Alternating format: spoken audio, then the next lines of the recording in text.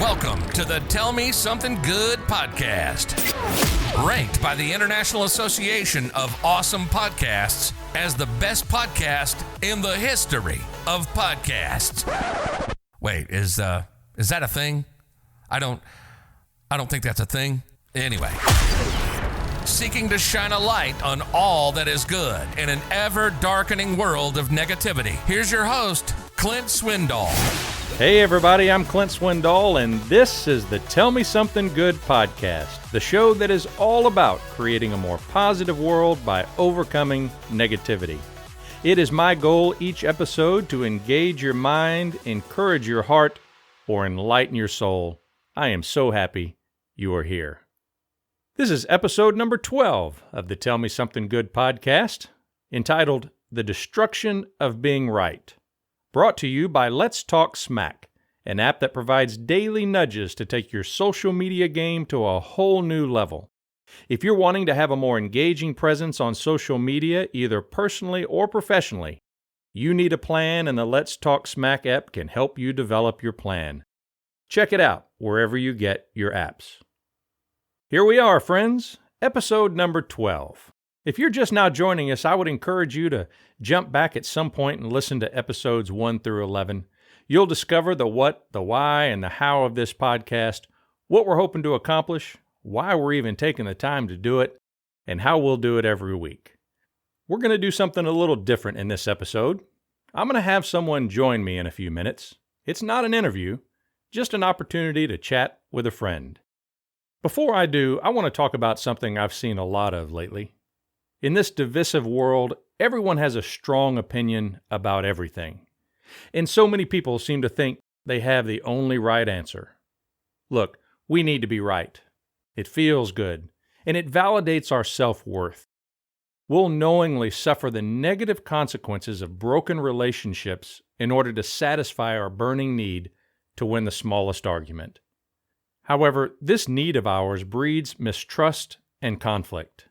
We alienate ourselves from others and destroy relationships when we insist on always being right. There are circumstances that require us to stand for what is right, and in those situations, we should never falter. But in most instances, it's the need to be right with the day-to-day insignificant nothings that damages relationships and reputations. And for that, we need to stop being right all the time. There's something destructive that happens when you argue your point to the bitter end. You see, every time you have to be right, there's a good chance someone else has to be wrong.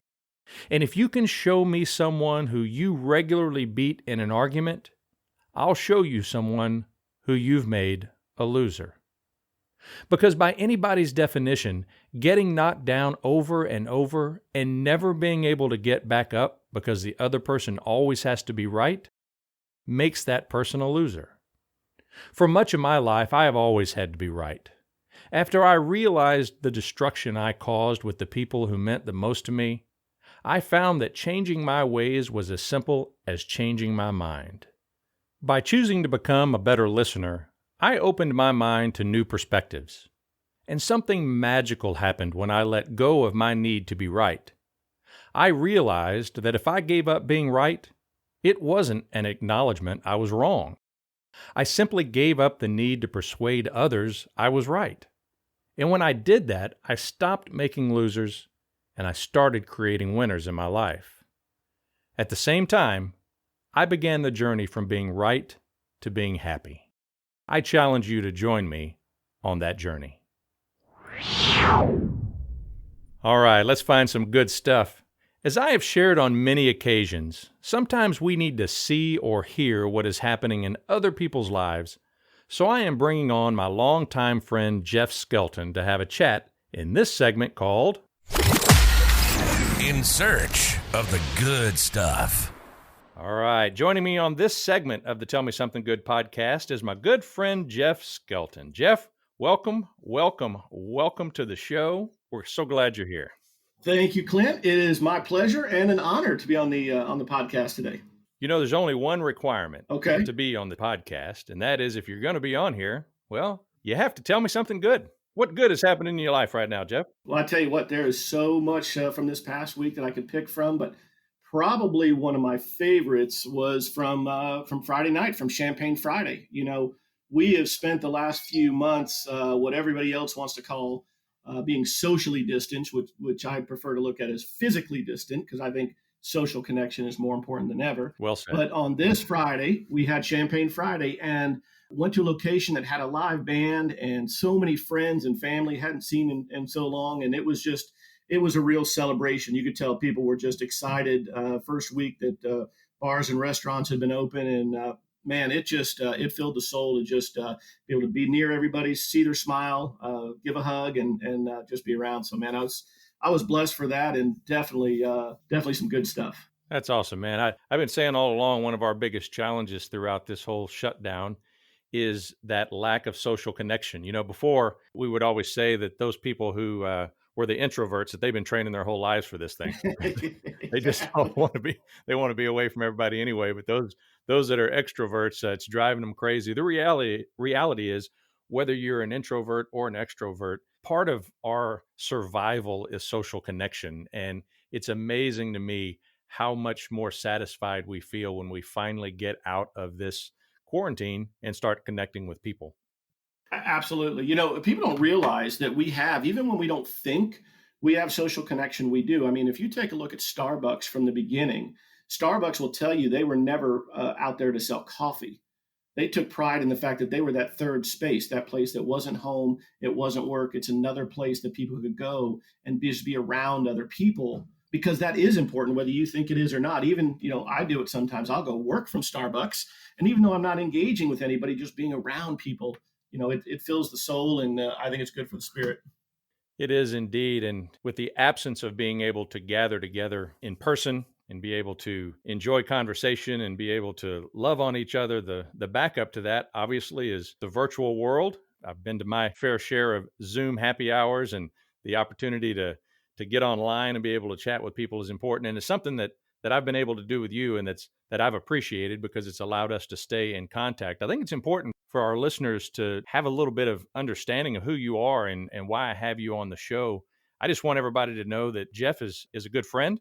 He and I have enjoyed a lot of great conversations. We have a long time friendship, and we were talking about the podcast the other day, and we were talking about different segments, different opportunities to bring people onto the show. And one of the things that Jeff was talking about in one of our previous conversations was this whole idea of an emotional bank account and how people take withdrawals and how we have to make our own. In fact, Jeff, if you will, share with us what it is that you shared with me. So, I learned this early in my career, my first opportunity to do any type of sales. And I realized early on that we do have this emotional bank account. And every day there are withdrawals from it, right? Whether it be the traffic on the way to work, the sale that didn't go through, somebody complaining, no matter how large or small, these are withdrawals from that emotional bank account. And if we are not consciously and actively refilling that bank account, making deposits to it, that's where we end up overdrawn. And so we've just got to work to make sure that bank account stays full, either through the things we read, the people we surround ourselves with. Otherwise, and we're seeing it now more than ever, how important that emotional well-being is. It's no fun to be overdrawn. So keep filling that bank account. I agree. It's hard to stay focused on the good stuff. It's difficult to answer that question, tell me something good, when you've had a lifetime of people just constantly taking withdrawals out of that emotional bank account. So it's important that we find a way, as you said, to keep regular deposits going into that emotional bank account. I am curious, what is it that you do, Jeff, that helps you to be able to make those deposits? It's interesting. So one of the first things is really try and surround myself with good people that also think positive. If you've got those people in your life that are the constant anchor, I mean, you've got to make those tough decisions on how often that you're engaging with those folks. But then it's also filling it through the things we read, the things we watch. I think sometimes more importantly, the things we don't watch, right? I've given myself a time limit on the amount of news that I watch these days. I watch just enough to learn what do I need to know out there. And then that's it. Because if you think you're going to sit there and listen to pick the news channel of your choice for 3-4 hours, you are not going to be feeling in a better mood by the time you get done with that. I agree. It's one of the things I talk about in my new book, Tell Me Something Good, that we have to manage our information flow, not only do we need to ensure that we're making deposits into that positive emotional bank account by focusing on good things like listening to a positive podcast, by reading a positive book, but also eliminating that negative information. As you say, stop listening to the news, stop being around negative people, stop allowing all that information in. We are drowning in a sea of information today, between Right. the computer, between our phone, between our tablet, between podcasts, between news, between all of the things that are fighting for attention. We really have to make some tough decisions about what we're going to cut out so that we don't allow that negative information in. That's right. And those are our choices that we get to make. And then the great part is, as we continue to fill up our emotional bank account, how do we get to share that with others? Because, living a life of gratitude, for one, that's one great way to do it each day, is to take those moments when your feet hit the floor and think about what we're grateful for, right? Because gratefulness and bitterness can't occupy the same space, Yep. right? Negativity can't live in there. And then as you begin to feel it, it's amazing what happens when you spread that, with other people. I'll tell you, you ask how I do it. I don't do it as much now because I'm not having direct, contact with a lot of people like I used to that work for me. But something I learned early on in my career, I started in the fitness industry 20 plus years ago. And when I used to be general manager of a gym, something I learned then, and I didn't realize the impact until later, but we used to put a daily production sheet up at the front desk every day, and it told everybody, what are we focused on as an organization, right? What are our financial targets for the day? Who are the appointments coming in? What's our staff that's available if you have questions? But one of the things I used to do at the top of that, I'd always put a motivational quote for the day up in there, and I'd highlight it and put stars. And two things that came out of that, I'm going to call it, that I didn't realize when I started doing it. One is the impact it had on other people. I thought it was just fun to do, never knew whether people read it until there was a time I didn't do it, and everybody came and asked where the quote of the day was. And I realized that for them, they looked, and for some of them, that was the first positive message, and they looked forward to that positive message every day. It was impacting them. And so it became one of those things. And then the funny thing is, on days that I wasn't there and there was another manager on duty, they did the study into to go, what was their quote of the day? And everybody tried to have something that was impactful. So, that was fun and a real education for me. But the other, what I'm going to call unintended consequence that I didn't realize is how it made me feel and the impact it had on me. Some days when I would come in to work, I'd pull out, I had all these different books with these different motivational quotes or stories. And it might take me 5, 10, 15, sometimes 20 minutes of reading through these for the one for the day that just resonated and said, this is the message that we should have for the day. But the other thing it did for me is I never realized how positively charged I was to go out there and start the day after just filling my mind with, maybe 15 minutes of reading all these different motivational quotes, positive stories, positive reinforcement. On a personal level, I was ready to start the day in a very positive light because I'd been sitting there reading that. And as you and I had talked about doing this for today, it was so much fun to go back through and read all these stories and pull those books out again and just feel ready, charged up, ready to, positively charged to go out there and start the day.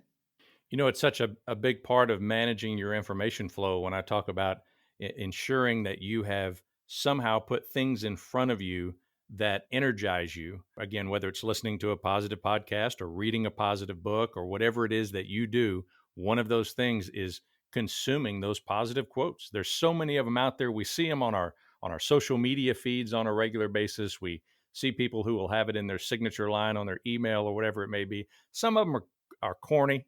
Some of them you read and you think, okay, that's just goofy. You can do it or whatever. But aren't they all cliche and all corny, but it doesn't mean they don't work, right? That's exactly right. And my experience has been that quotes come along at the right time to really make the great impact. I've read quotes 5 years ago that I thought were corny or just didn't make sense. And now all of a sudden it shows up in front of me and I say, I get it. Now was the time for me to see that. And so along those lines, what I did is Jeff and I had this conversation and we talked about some of our favorite quotes and decided, you know what? How about we come on to the Tell Me Something Good podcast, have a little conversation and share some of those great quotes, some things that have kind of impacted us. So we're going to share with you today. You're listening to Tell Me Something Good with Clint Swindall. Share with us, Jeff. What's one of your favorite quotes? Here's my first one that I'll give you, and because for people that goes wondering whether these work, don't work, and it is by one of the greatest, most positive, what I'll call motivational speakers out there, Zig Ziglar. He said, people often say that motivation doesn't last. Well, neither does bathing. That's why we recommend it daily. Amen to that. By the grandfather of motivational speaking, Zig Ziglar. What about you? What's a good one for you? I was talking with Heather, my wife, last night, and I shared some of these with her, and she read through the list, and we were watching TV, and then when the commercial came on, she turned and looked at me and said, are these your favorite quotes? And I said, well, there's some of my favorite quotes. Why? Do you not like my favorite quotes? And she said, well, I'll just be honest. She said, they're kind of negative. I mean, you're Mr. Tell Me Something Good. You have a Tell Me Something Good podcast, and you're going to go on that podcast, and you're going to share some quotes that I think are really kind of negative. And I went through and I read down the list, and I said, you're right. They are kind of negative. I said, but here's what I think this exercise has led me to believe or led me to understand, and that is that a good quote doesn't just impact you because it lifts you up. A good quote is good because it makes you think. So yes, for all of those who see a quote that just doesn't do, like, shoot for the moon, even if you miss, you'll land among the stars. I mean, if you hear something like that, you're kind of like, okay, yeah, whatever. I don't even know what I'm supposed to do with that. But I realized as I went back down my list that the quotes that really have the most significant impact in my mind are the ones that make me think. And they may seem negative on the surface. In fact, here, I'll give you one. And that is, it's a quote by Deming that says, without data, you are just another person with an opinion. Now, on the surface, that can seem somewhat negative. But when I look around our society today, when I look around politics today, what I see are a lot of people who have an opinion, but they don't have any data to back it up. And I see people who are impacting their families because they've had an opinion. They watched the news, they saw what's out there, and they have an opinion. And then they share that opinion with the people around them. They share it with their family. They share it with their friends. They share it out on social media. And it's just an opinion, but it's not necessarily something they have any data to back up. I think we have such a huge responsibility that if we're going to be sharing opinions, one of the things that we have to do, and one of the things that this quote reminds me that I have to do, is ensure that I have the data that I need to help back up the opinions that I share. Yeah, that's true. Let me see. Here's a simple one I've got for you. And we hear this one all the time by Henry Ford, and it comes to just making those choices of thought. Whether you think you can or think you can't, you're right. Mm-hmm. We will convince ourselves, our brain will, that we're right. Because we want to be right, and our brain wants us to be right. Yep. Well, that's right. Whatever you want to find out there, if you want to go out today and find some really great stuff going on, you will find it.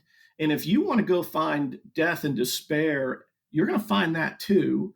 The choices were yours. Which glasses do you want to put on and go find what's happening out there? And I'm not saying to be naive or ignorant to it, but those things is no different than, once you think about buying a blue car, you seem to find blue cars everywhere, right?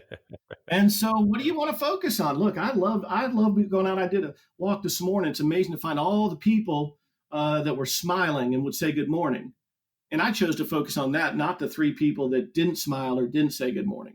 There's a lot of good stuff out there. Here's a simple one. Okay. I mean, extraordinarily simple. One day or day one, it's your decision. You can either, whatever it is that you're wanting to do in your life, you can continue to say, one day I'm going to create a podcast. One day I'm going to start a new job. One day I'm going to ask her out. One day I'm going to do something. You can either say one day, or you can say, this is day one. I'm going to start that right now. And it's your choice. It is your decision every day. It's either one day or it's day one. I love that. Yeah, Arthur Ashe said it best. He said, start where you are, use what you have, and do what you can. That's exactly what you're talking about, and I love it. And what I love, Clint, is you're doing it. I'm sure there's plenty of people that talked about not doing the podcast, but I'm inspired by the fact that you just did it. Just jumped out there and did it. Yep. And, the other thing is a friend of mine, actually a guy I used to work for, was starting what eventually became a very large business. But when he was starting, he had exactly what you're talking about, those doubters. And at his house, he actually started a doubters wall. When the people go, oh, I don't know if I'd do that if I were you, he'd go, okay. And he'd go right over there and go, I'm going to write your name right here. And he had all those doubters on the wall. And that's what kind of drove him every day, was he knew he was right. He knew the mission and the vision that he had was right. And he just gained fuel from all those doubters. And sure enough, years later, was able to call him back and go, and, hey, I did it. And I did it in spite of your great advice. What else you got? Let's see. I'll tell you what, I'll give you, I know we're getting to the end here. I'll give you one of my favorites quotes that I have held near and dear to my heart for over 20 years now. And I came across this when I was doing some volunteer work. Probably I was 19, 20 years old. And it was by Winston Churchill. Very simple one. He says, "We make a living by what we get, but we make a life by what we give." And that one, the first time I saw that, I remember just writing it down. And it hit me and realized that, how do I give? Life isn't going through just about being selfish. What's in it for us? We look for those opportunities where people need us, where we have the opportunity to give. And man, that has set me on a course for over 20 years now. So that's probably at the top of the list of one of my all-time favorites. What about you? We may just have to do this again sometime. And who knows, we may make it a regular part of the podcast. I just think that there's so much value in hearing the positive thoughts. And again, maybe not always the positive thoughts, but the challenging thoughts of others that really make us stop and think and say, wow, what do I need to be doing to improve my life? Yeah, I agree. And I love that you're making that available, Clint, because, not everybody has that immediate opportunity to surround themselves with people that inspire them and get them through those tough days that they can connect with. And so I love the fact that you've got a website and a podcast here and a vehicle. And I know you're always available for anybody that needs to pick up their phone and talk. But I love the fact that this can be, if people don't know where to turn here. Exactly. And we'll give you that positive message and always an ear if you need it, or a positive word if you need it. I'll end mine with this one. And it's only appropriate that we would end with the words of Will Rogers, just for the fact he had so many great quotes out there. And it's a simple one. Don't let yesterday take up too much of today. Nice. We spend so much time thinking about yesterday and yesterday's problems and yesterday's challenges and the things that were holding us back. We're allowing those things too often to continue to hold us back because we keep thinking about it today.